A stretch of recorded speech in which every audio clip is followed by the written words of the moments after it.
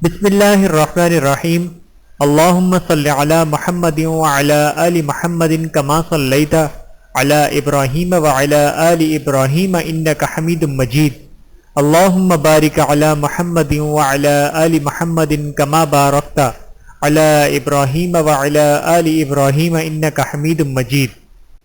بسم اللہ الرحمن الرحیم۔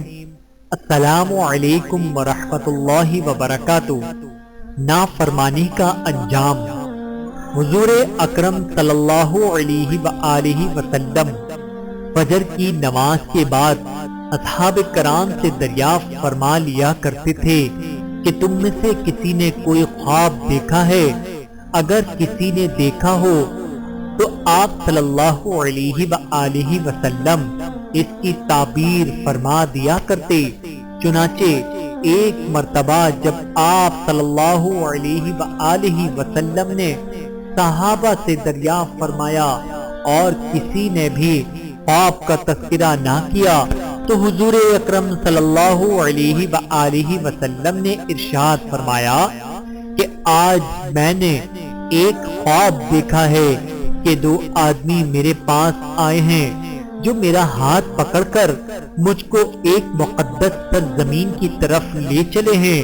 کیا دیکھتا ہوں کہ ایک شخص وہاں بیٹھا ہوا ہے اور دوسرا ہاتھ میں زنبور لیے ہوئے کھڑے اس بیٹھے ہوئے شخص کے کلے چیر رہا ہے، اور جب ایک کلا گدی تک چیر جاتا ہے تو دوسرے کلے کے ساتھ بھی یہی معاملہ کرتا ہے، اور اتنی دیر میں اس کا پہلا کلہ درست ہو جاتا ہے، مگر وہ شخص پھر اس کے ساتھ یہی عمل کرتا ہے۔ یہ دیکھ کر میں نے دریافت کیا آخر یہ کیا بات ہے؟ تو وہ دونوں کہنے لگے آگے چلیے۔ ہم آگے چلے تو ایک ایسے شخص پر سے گزر ہوا جو لیٹا ہوا ہے، اور دوسرا شخص اپنے ہاتھ میں ایک بھاری پتھر لیے اس لیٹے ہوئے کے سر کو نہایت بے دردی سے کچل رہا ہے۔ چنانچہ جب وہ شخص اس کے سر پر زور سے پتھر مارتا ہے تو پتھر لڑک کر دور جا پڑتا ہے، اور وہ شخص ابھی اس پتھر کو لانے بھی نہیں پاتا کہ اس کا سر پھر درست ہو جاتا ہے، اور پھر وہ اسی طرح اس کا سر پھوڑتا ہے۔ یہ ماجرا دیکھ کر میں نے دریافت کیا کہ یہ کیا قصہ ہے؟ تو وہ دونوں آدمی کہنے لگے آگے چلیے۔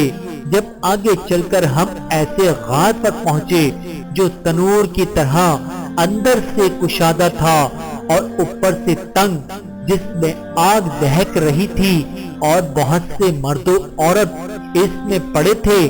جب آگ کے شعلے بلند ہوتے تھے تو وہ سب اوپر اٹھ آتے اور نکلنے کے قریب ہو جاتے، اور جب آنکھ نیچے بیٹھتی تو اس کے ساتھ نیچے چلے جاتے۔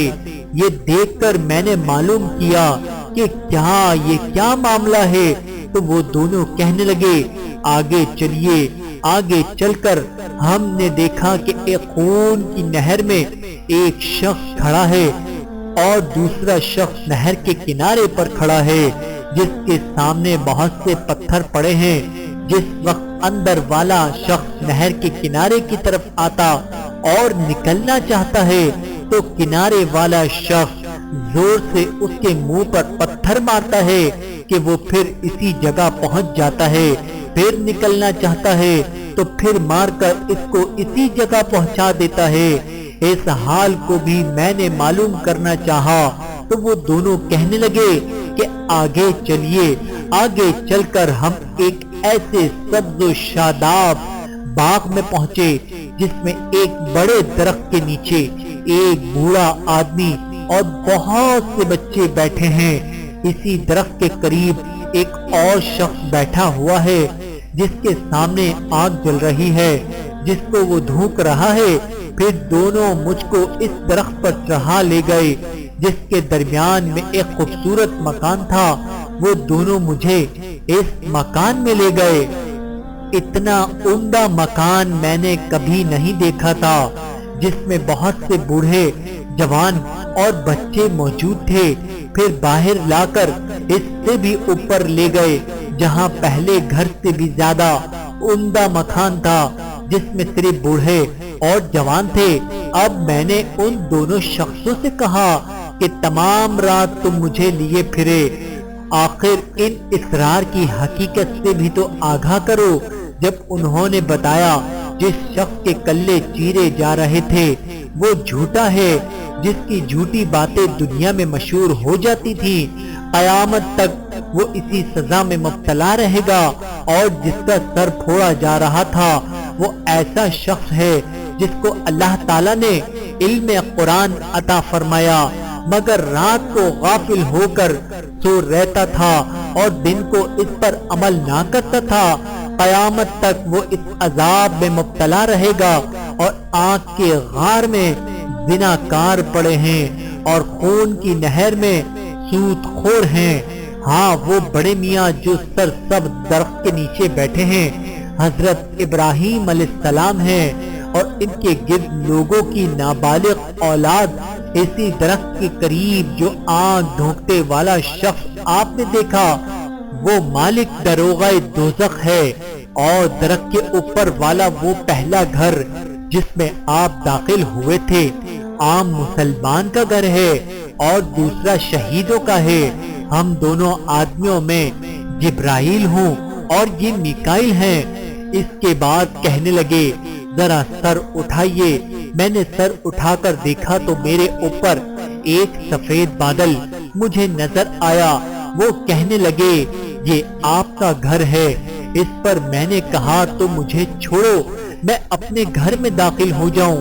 اس پر انہوں نے کہا نہیں، ابھی آپ کی عمر پوری نہیں ہوئی، اگر پوری ہو چکی ہوتی تو ابھی چلے جاتے۔ بہوالا بہشتی زیور۔ میرے محترم عزیزو، اس واقعے سے ہمیں سبق حاصل ہوا کہ انبیاء کا خواب بھی وہی ہوتا ہے۔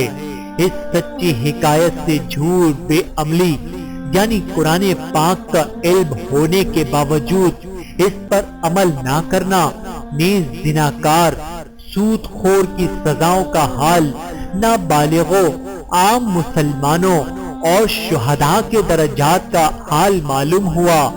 اللہ تعالی سب مسلمانوں کو ہر قسم کی برائیوں سے محفوظ رکھے اور نیک عمل کی توفیق عطا فرمائے۔ آمین ثم آمین یا رب العالمین۔